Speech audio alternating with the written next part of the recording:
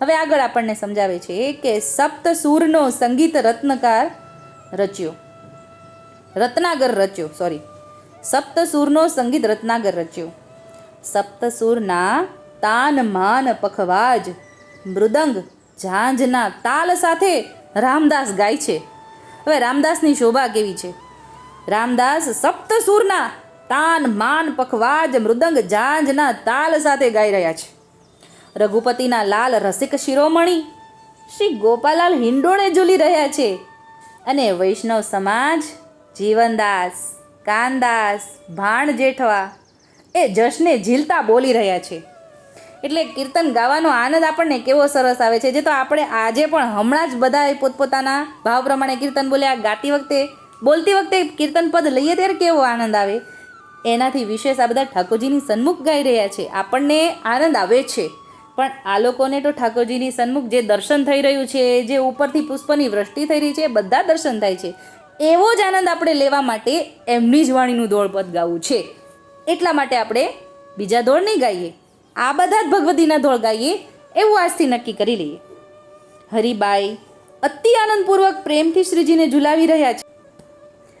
કૃષ્ણદાસ નૂતન રાંગ રંગ કરી ગાન કરે છે.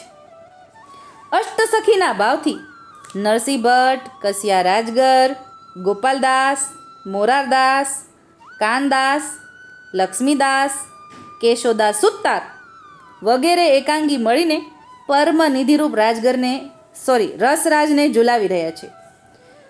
એટલે અષ્ટસખાના નામ આવી ગયા, અષ્ટસખીના ભાવરૂપ. અહીંયા આગળ નામ આવ્યું ને કે અષ્ટસખી એકાંગી મિલકે, એટલે કે આ અષ્ટસખાઓ અષ્ટસખીના ભાવરૂપે અષ્ટસખી એકાંગી મળીને પરમનિધિરૂપ રસરાજને ઝુલાવી રહ્યા છે.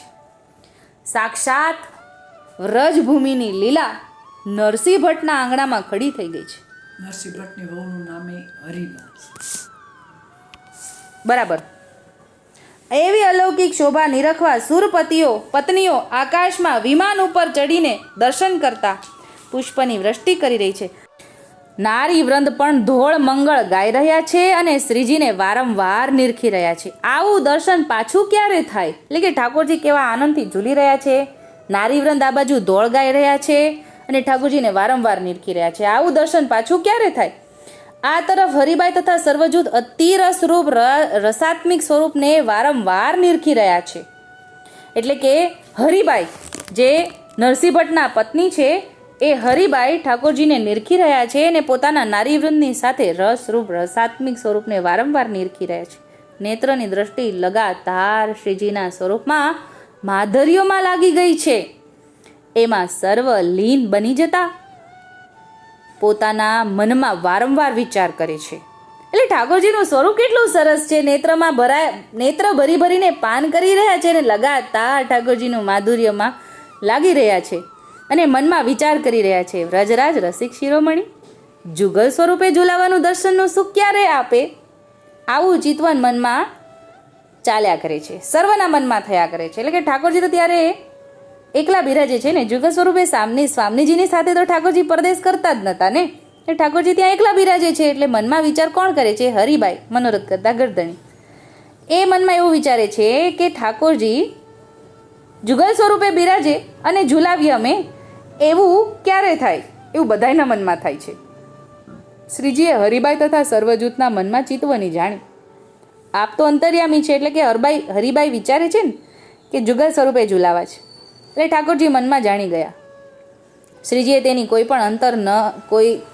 કોઈ પણ અંતર ન રાખતા સર્વના મનની ચિતવણી પૂરણ કરવા પોતાની કૃપા કટાક્ષ દ્વારા તેના અંતરમાં પધારતા સર્વને દિવ્ય દૃષ્ટિનું દાન કર્યું.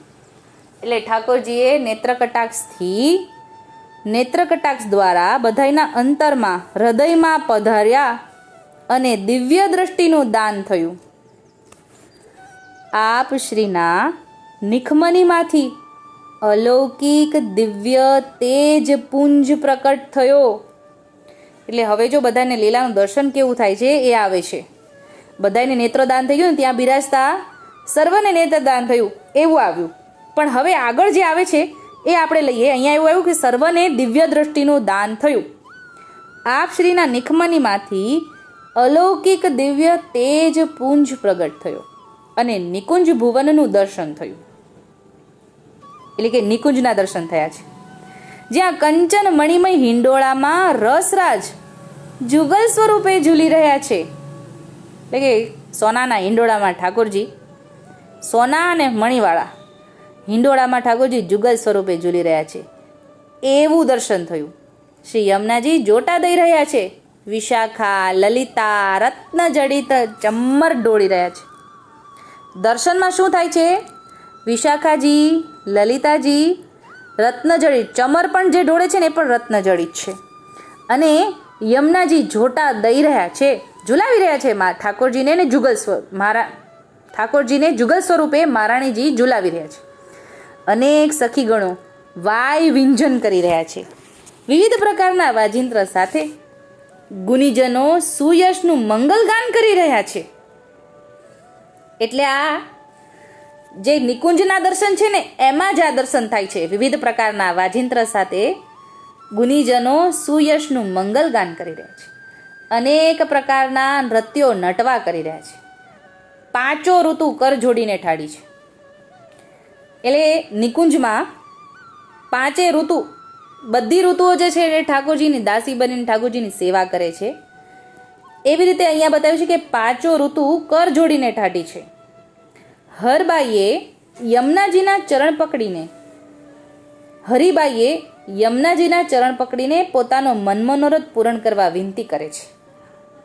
એટલે આ હરિબાઈને દર્શન થાય છે અને હરિબાઈ યમુનાજીને વિનંતી કરે છે કે શ્રી યમુનાજીએ પોતાના જૂથની સખી જાણીને કહ્યું, આવ સખી, તું પણ શ્રીજીને ઝુલાવાનો અલૌકિક લાવો લે. કોણે કીધું? યમુનાજીએ. યમુનાજી ઝુલાવી રહ્યા છે ને જુગલ સ્વરૂપને.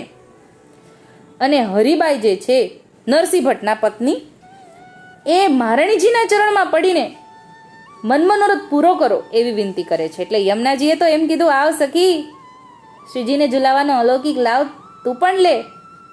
હરિબાઈ વ્રજરાજ રાણીને પોતાના સ્વહસ્તથી જોટા દેતા ઝુલાવીને અતિ પુલકિત થઈ રહ્યા છે. એટલે કે હરિબાઈ પોતે પણ ઝુલાવે છે. મહારાણીજીએ અધિકાર આપ્યો. અધિકાર કોણ આપે? મહારાણીજી જ આપે. મહારાણીજીએ સામેથી આ બાજુ પહેલાં વિનંતી કરી છે ને પછી મહારાણીજી કહે છે, લે સખી તું પણ ઝુલાવ. એટલે કે ઝુલાવાની આજ્ઞા આપી. પછી હરિબાઈ પોતે જુગલ સ્વરૂપને પોતાના સ્વહસ્તથી જોટા દેતા ઝુલાવીને અતિ પુલકિત થઈ રહ્યા છે. અંતરંગ જૂથ તથા નરસિંહ ભટ્ટ આ અલૌકિક લીલાનું દર્શન કરતા વિહવળ બની ગયા છે. એટલે આ બધું દર્શન થઈ રહ્યું છે જૂથને, અંતરંગ જૂથને, જે આગળ અષ્ટસખાના નામ આપ્યા એવા બધા અંતરંગ જૂથને અને નરસિંહ ભટ્ટ જે મનોરથ કરતા ગરદણી છે એને આ અલૌકિક દર્શન થઈ રહ્યા છે અને વિહવળ બની ગયા. કેમ કે અચાનક જ દિવ્ય દ્રષ્ટિ થઈ જાય અને આવું દર્શન થવા માંડે તો ઘડીક વાર તો વિહવળ થઈ જવાય ને. હરિબાઈ મૂર્છાવસ્થા થઈ જતા ધરણી પર ઢળી પડ્યા. એક ઘડી મૂર્છાવસ્થામાં હરિબાઈ તે જ લીલાનું દર્શન કર્યું. એટલે એક ઘડી સુધી, એટલે એક ઘડી એટલે 24 મિનિટ, આશરે 20-24 મિનિટ જેવું થાય. એક ઘડીમાં મૂર્છાવસ્થા હરિબાઈ એ લીલાનું દર્શન કર્યું.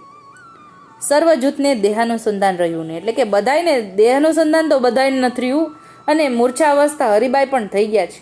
સર્વ કોઈ પોતાપણું ભૂલી ગયા અને શ્રીજીના ચરણમાં પડી ગયા. ઠાકોરજીને પર અહોભાવ આવવા માંડે ને કે ઠાકોરજીએ અમને કેટલું બધું દર્શન કરાવ્યું. એટલે ઠાકોરજીના ચરણમાં પડી ગયા છે, પોતાપણું ભૂલી ગયા. એટલે કે હવે ભાન જ નથી રહી, ભૂતલની સુધી જ નથી રહી. અત્યાર સુધી તો ભૂતલ પર હતા છતાંય ભૂતલ પર નહોતા. એટલે કે પોતાપણું ભૂલી ગયા છે. હું કોણ છું? ઠાકોરજીના સેવક છું. એ બધું લીલાનું અનુસંધાન થઈ ગયા પછી તો ક્યાં બધી વાત રહી, કાંઈ યાદ ન રહી ને. એટલે પોતાપણું ભૂલી ગયા ને ઠાકોરજી ચરણમાં પડી ગયા. શ્રીજીએ સર્વના મનની અવસ્થા જાણીને કહ્યું, હરિ ઉઠ.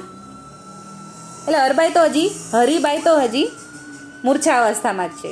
પણ મૂર્છાવસ્થામાંથી ભૂતલ પર લાવવા તો ખરા ને. એટલે ઠાકોરજી અવાજથી બોલાવે છે, હરિ ઉઠ. હરિબાઈને મૂર્છાવસ્થા ટળી જતા હરિબાઈ શ્રીજીના દર્શન કરવા લાગી. એ ઠાકોરજીના અવાજ માત્રથી મૂર્છાવસ્થા ટળી અને ઠાકોરજીને દર્શન કરવા માટે. એટલે હવે અત્યારે જે ભૂતલમાંથી પાછા લીલામાંથી પાછા ભૂતલ પર આવ્યા અને ભૂતલમાં ઠાકોરજી જે બિરાજે છે એના દર્શન કરવા લાગ્યા, કેમકે ઠાકોરજીએ હરી ઉઠ કરીને બોલાવ્યા છે એટલે પાછા સુધી આવી અને દર્શન કરવા લાગ્યા. શ્રીજીએ કહ્યું, હરી કહા દીખે, એટલે કે શું જોયું? હરિબાઈ બોલ્યા, રાજ. આટલું બોલતા અટકી ગયા, આગળ શબ્દ ન નીકળ્યો. ગદગદ કંઠા થતા વાણી રૂંધાઈ ગઈ. એટલે આટલું સરસ દર્શન થયું હોય, આવો સરસ અનુભવ થયો હોય, ભૂતલ પર આવતા વાર તો લાગે ને. અને જીવનું કેટલું સામર્થ્ય, ઠાકોરજીએ સામર્થ્ય જેનું હોય એટલું પીરસ્યું છે, છતાં પણ જીવ સહન નથી કરી શકતો. હજી તો એ લીલાના અનુસંધાનમાંથી બહાર તો આવ્યા જ ન હોય ને, એટલે વાણી રૂંધાઈ ગઈ અને ગદગદ કંઠ થતા વાણી રૂંધાઈ જાય છે. સર્વ વૈષ્ણવ સમાજ પણ આશ્ચર્યચકિત થઈ રહ્યો છે. મંત્રમુગ્ધ બનીને એક નજરે શ્રીજીને નિહાળી રહ્યા છે. એટલે કોને બધાને દર્શન થયા, કોને યાર એકાબીજા વાતે ન હજી કરી શકતા હોય, સુધી આવી ન હોય, વાંચવામાં હોઈએ તોય પછી ઢોલ ગાવામાં વાર લાગે. વાર હજી આપણે ધ્યાનમાં હોઈએ, હજી આમાં નામાં આપણે ઘૂસી ગયા હોઈએ, એકાબીજા વાત કરવાની ક્યાં વાત રહી? હજી શું બોલવું એ જ ભાન ન હોય, વિચારે ન આવતા હોય, મંત્રમુગ્ધ થઈને જોયા જ કરે છે ઠાકોરજીને નિહાળી રહ્યા છે. હરિબાઈ તથા નરસિંહ ભટ્ટ સ્વસ્થ થતા શ્રીજીને તિલક કરીને આરતી કરીને અછાવર કરી ઓવરણા લીધા. હવે સ્વસ્થ થઈ ગયા, મનોરથ કરતા ગધણી બંને, હરિબાઈ અને નરસિંહ ભટ્ટ બે, ઠાકોરજીને તિલક કરી આરતી કરીને અછાવર કરી ઓવરણા લીધા. નરસિંહ ભટ્ટે સર્વસમર્પણ કરતા વિનંતી કરી, રાજ, અમો દિનજુના ઉપર આપે અસીમ કૃપા કરી, અમો ધન્ય બની ગયા રાજ, આપ તો કૃપા નિધાન છો. એવા પ્રકારે શ્રીજીએ સર્વને અલૌકિક સુખ આપ્યું. નરસિંહ ભટ્ટે શ્રીજીને અતિ લાળ લડાવીને પોતાનો મનોરથ પૂર્ણ થતાં અતિ પ્રસન્ન થયા અને પોતાના ભાગ્યની સરાહના કરવા લાગ્યા. એટલે અહીંયા આગળ બિરાજમાન જૂથને બધાને આનંદ થયો છે. હવે આનંદમાંથી ધીરે ધીરે સુધી આવે, એકાબીજા વાત કરે, એકાબીજા પ્રસન્નતાનો અનુભવ એકાબીજાની સાથે વર્ણન કરે, પ્રસન્નતા વ્યક્ત કરે અને સરાહના કરવા લાગ્યા છે. હરિબાઈને મૂર્છાવસ્થામાં જે દર્શન થયું હતું તે જાણવાની લાલચ સર્વને હતી. એટલે હરિબાઈ આટલું બધું મૂર્છાવસ્થામાં હોય એટલે બધાને દેખાય તો ખરા ને કે હરિબાઈ મૂર્છાવસ્થામાં છે. પછી ઠાકોરજી અવાજ કરીને હરિબાઈ કરીને ઉઠાડે છે. તો એ દરમિયાન તને શું દર્શન થયું ત્યારે એ જાણવાની લાલચ સર્વને હતી. તેથી કસિયા રાજગર તથા ગોપાલદાસ, મોરારદાસ વગેરે હરિબાઈને એકાંતમાં બોલાવીને સર્વને વાત પૂછી. ત્યારે હરિબાઈએ જે દર્શન પોતાને થયું હતું તે સર્વ વર્ણન કરીને સંભળાવ્યું. તે જાણીને સર્વના આનંદનો પાર રહ્યો નહીં. એટલે કે આ બધા ભગવદીઓ જે છે ને, કસિયાભાઈ રાજગર, મોરારદાસ, ગોપાલદાસ, એકાંતમાં જઈને હરિબાઈને પૂછે છે કે બધા વચ્ચે ન કે, અમને તો કે શું દર્શન થયું છે. એટલે એકાંતમાં લઈ જાય છે. ત્યારે હરિબાઈ બધી વાત કરી, જે દર્શન થયું છે એ બધી વાત કરે છે. એ સર્વ વર્ણન કરીને સંભળાવ્યું.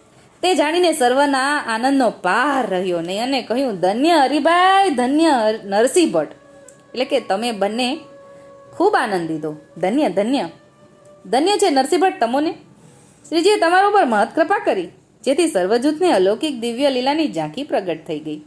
નરસિંહ ભટ્ટે કહ્યું, રાજ, આપ ભગવદીની સુદ્રષ્ટિનું કારણ અમોને લાગે છે. હવે દીનતા, આપણને ઠાકોરજી દીનતા વારા ઘડીએ આજ્ઞા આપે છે ને દીનતા રાખવાની. નરસિંહ ભટ્ટ આપણને દીનતા ફરીવાર અહીંયા શીખવાડે છે કે ભગવદીઓ એકાબીજાની સરાહના કરે છે. ભગવદીઓ નરસિંહ ભટ્ટને શું કીધું કે શ્રીજીએ તમારા ઉપર બહુ કૃપા કરી, સર્વજૂથને અલૌકિક દિવ્ય લીલાની ઝાંખી પ્રગટ પ્રમાણ થઈ. એટલે નરસિંહ ભટ્ટ સામે કહે છે કે ભગવદીની સુદ્રષ્ટિનું કારણ અમને લાગે છે. આપ પધાર્યા જેથી અતિ આનંદ થયો. એમને જો તમે ન પધાર્યા હોત તો બહુ આનંદ ન આવત ને કદાચ ઠાકોરજી આવી રીતે દર્શન પણ ન આપે. આપ સર્વેની કારણે આટલો બધો આનંદ આવ્યો. આટલું કહી સર્વને દંડવત પ્રણામ નરસિંહ ભટ્ટે તથા હરિબાઈએ કરીને પોતાનો દીનતા ભાવ દર્શાવ્યો. પાચાબાઈએ કહ્યું, કશોરદાસ, હવે તે લીલાનું દર્શન કરતા કવિ જીવનદાસ પોતાની સ્થિતિનું વર્ણન કરતા લખે છે કે શ્રીજીએ પોતાની અલૌકિક દિવ્ય લીલાની ઝાંખી પ્રગટ પ્રમાણ રૂપે સર્વને દિવ્ય દ્રષ્ટિ આપીને કરાવી. સર્વને આવા અલૌકિક પ્રકારનું સુખ આપ્યું. એટલે કે બધાયને દર્શન તો થયા છે, ઠાકોરજી ઈંડોળે ઝૂલે છે એવા તો થયા જ છે, જુગલ સ્વરૂપે ઝૂલે છે એવા, પણ હરિબાઈને તો ઝૂલાવાનો પણ લાભ મળ્યો. એ આ બધાયને લાભ નથી મળ્યો, એટલું હરિબાઈને વધુ મળ્યું, પણ બાકી બધાયને તો દર્શન થયા જ છે. એટલે અહીંયા કહે છે કે સર્વને આવા અલૌકિક પ્રકારનું સુખ આપ્યું. હવે કવિ કહે છે સો કહી કેસે સુનાવું, એટલે કે ઈ હું કહીને કેવી રીતે સંભળાવું. તે લીલાનું વર્ણન તે હું કયા પ્રકારે કહીને સંભળાવું, તેનું વર્ણન કરવાની મારી શક્તિ બહારની વાત છે. હું મારા મનને સમજાવું છું, મારા મનમાં તેનું સમાધાન કરું છું. મારા મનની સ્થિતિ કેવી થઈ ગઈ છે, એટલે કે આ જે અનુભવ થયો છે એનું વર્ણન મારી શક્તિની બહાર છે. એ અંદર આનંદમાં ને આનંદમાં હું રમી રહ્યો છું. મારા મનને સમાધાન કરું છું, મારા મનને સમજાવું છું. મારા મનની સ્થિતિ કેવી થઈ ગઈ છે, જ્યું લોભી ધન રહ્યો લોભાય, મન હી મન સમજાવું. જેમ ધનનો લોભી અહોરનિશ ધનની આસક્તિમાં લોભાઈ રહે, તેમ મારું મન પણ અલૌકિક રસરૂપ રસાત્મિક સ્વરૂપની રસરૂપ લીલામાં રોભાઈ રહ્યું છે. એટલે કે પૈસાનો લોભી માણસને ધન કેમ મળે, ધનનો લોભ કેટલો બધો હોય, એમાં ને એમાં રચ્યા પચ્યા રહેતો હોય, સતત એ જ વિચાર આવ્યા કરતો હોય ધન જ વિશે. એવી રીતે મને પણ ઠાકોરજી રસરૂપ રસાત્મિક સ્વરૂપ ઠાકોરજીનું જે છે ને એ સ્વરૂપમાં જેટલો બધો લોભાઈ ગયો છું, એ મારું મન એમાં ને એમાં લોભાઈ રહ્યું છે. તેની આસક્તિ ધનના લોભીની જેમ છૂટતી જ નથી. એ ઠાકોરજીના સ્વરૂપની આસક્તિ છૂટતી જ નથી. મનને સમજાવવા છતાં તેમાંથી પાછું વળતું જ નથી. એની એ જ ચિત્વની મનમાં રસમગ્ન બની જાય છે. એ ઠાકોરજીના દર્શનની ચિત્વનીમાંથી બહાર જ નીકળવું નથી ગમતું. એમાંથી ને એમાં આનંદ જ આવ્યા કરે છે અને રસમગ્ન થઈ જાય છે. મારું મન લીન થઈ જાય છે. તે મારી દ્રષ્ટિથી અળગું થતું જ નથી. તેનો લોભ સદા રહ્યા કરે છે. કાચાબાએ કહ્યું, કશોરદાસ, પુષ્ટિમાર્ગની પ્રેમલક્ષણા ભક્તિના રસિક ઉપાસકની એ જ વિલક્ષણતા અન્ય ભક્તિ માર્ગથી છે. એટલે પુષ્ટિ ભક્તિ માર્ગ અને બીજો ભક્તિ માર્ગમાં એ જ વિલક્ષણતા છે. કશોદાસ, પુષ્ટિ માર્ગની પ્રેમ લક્ષણા ભક્તિના રસિક ઉપાસકની એ જ વિલક્ષણતા અન્ય ભક્તિ માર્ગથી છે. જે પોતાના પ્રિયતમ સિવાય તેનું મન કોઈ પ્રલોભનથી લોભાતું નથી, અન્ય સાધન દશામાં તેનું ચિત્ત પોરવાતું જ નથી. તે તો તેના સ્વરૂપ માધુર્યના લીલા રસમાં તલ્લીન બની રહે છે.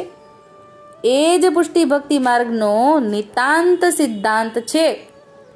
એ પુષ્ટિ ભક્તિ માર્ગનો સિદ્ધાંત જ છે કે આપણે ઠાકોરજીના સ્વરૂપમાં લોભાઈ રહેવાનું છે. ડોસાભાઈએ કીધું છે ને કમળ ચિહ્ન વિશે, કે પાછું અત્યારે યાદ નથી આવતું. પ્રફુલ્લિત પાપાય મગ્ન મધુકર દાસ સબ ગુંજિત ગુણ રસ ગાય. એક જ ઇન્દ્રિયોનું જ્ઞાન છે ભમરાને, અને ભમરાને કમળની અંદર બીડાઈ જ જવું છે. એ રસ પીધા જ કરવો છે. કમળ બીડાઈ જાય ને તો એને પરવા નથી, કેમ કે રસમાં આનંદ આવ્યા કરે છે ભમરાને. એવી રીતે આ પુષ્ટિ માર્ગનો મુખ્ય સિદ્ધાંત જ છે કે તલ્લીન થઈને ઠાકોરજીના સ્વરૂપના રસમાં ડૂબી જવું છે. એ જ મુખ્ય સિદ્ધાંત છે. જ્યાં આપણે એની જ પાછળ દોડવાનું છે. જ્યાં સુધી એ પ્રાપ્તિ નથી ત્યાં સુધી આપણે સત્સંગમાં ડૂબ્યા જ રહેવાનું. સત્સંગની બહુ જરૂર છે. અને પછી જે ભગવતીને એની પ્રાપ્તિ થઈ જાય એને તો સત્સંગમાંથી નીકળવું જ ન ગમે, એટલે એને તો બહુ જરૂર પડે, કેમ કે એને તો પછી લૌકિકની જરૂર નથી. એને લૌકિક ગમતું ન હોય, એટલે લૌકિક ન ગમે એટલે સત્સંગમાં આનંદ આવ્યા કરતો હોય. ઠાકોરજીનું સ્વરૂપ જાણવું છે એટલે સત્સંગ કર્યા કરવો હોય. એટલે સત્સંગની કોને જરૂર નથી? જેને જાણવા છે ઠાકોરજીને એને જરૂર છે, અને જેને જાણી લીધા છે એને એમાંથી નીકળવું નથી એટલે જરૂર છે. આ જ તો પુષ્ટિ માર્ગનો નિતાંત સિદ્ધાંત છે. એવા રસિકજનોને શ્રીજી પોતાનો કરી જાણે છે. તેનાથી કાંઈ પણ આપ ગોપ્ય રાખતા નથી. એટલે ઠાકોરજી એનાથી કાંઈ ગોપ્ય છાનું રાખતા નથી. તેથી દ્રષ્ટાંત આપી કવિ લખે છે કે ધનના લોભી જેવી મારા મનની સ્થિતિ થઈ ગઈ છે. હવે કવિ આપશ્રી ગામ ગામ પ્રતિ સેવકના ઘર ઘર પ્રતિ પધાર્યાનું વર્ણન કરે છે. હવે આગળ તો ઠાકોરજી ત્યાંથી વિજય થાય છે. આ એક ફકરો લઈ લઈએ આગળ. આમાં વિષયમાં છે જ એટલે આ લઈ લઈએ.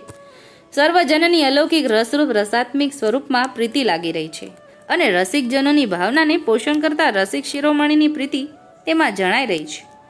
સર્વને તે જ અલૌકિક લીલારસની ચિતવણી થઈ રહી છે. તેમાં જ તે લીન બની ગયા છે, તેની લાલચમાં લલચાઈ રહ્યા છે. એવા રસિકજનોના ભાવની સામગ્રીનો સર્વ પ્રકારે આપશ્રીએ અંગીકાર કર્યો અને તેનાથી કાંઈ પણ અંતરાય પ્રભુજીએ ન રાખ્યો અને સેવન સ્વરૂપે પ્રગટ બિરાજી સર્વના ગ્રહપતિ આપ થયા. એટલે કે ઠાકોરજી ઘરે ઘરે પ્રતિ થઈ રહ્યા છે સેવન સ્વરૂપે, એટલે બધાના ઘરે પધારે છે અને સેવન સ્વરૂપે પધાર્યા છે, બિરાજે છે અને સર્વને લાભ આપે છે. સર્વને ઈચ્છિત સેવન આપે પધરાવી આપ્યું. પાદુકાજી, વસ્ત્ર સેવન, હસ્તાક્ષર, પત્રી સેવન તથા આપશ્રીના ચિત્રજી સિદ્ધ કરીને પધરાવી આપે. કયા કયા સેવન તરીકે આપણામાં છે? પાદુકાજી, વસ્ત્ર સેવન, હસ્તાક્ષર, પત્રી સેવન અને આપશ્રીના ચિત્રજી, જે હાથેથી દોરાયેલા હોય ચિત્રજી.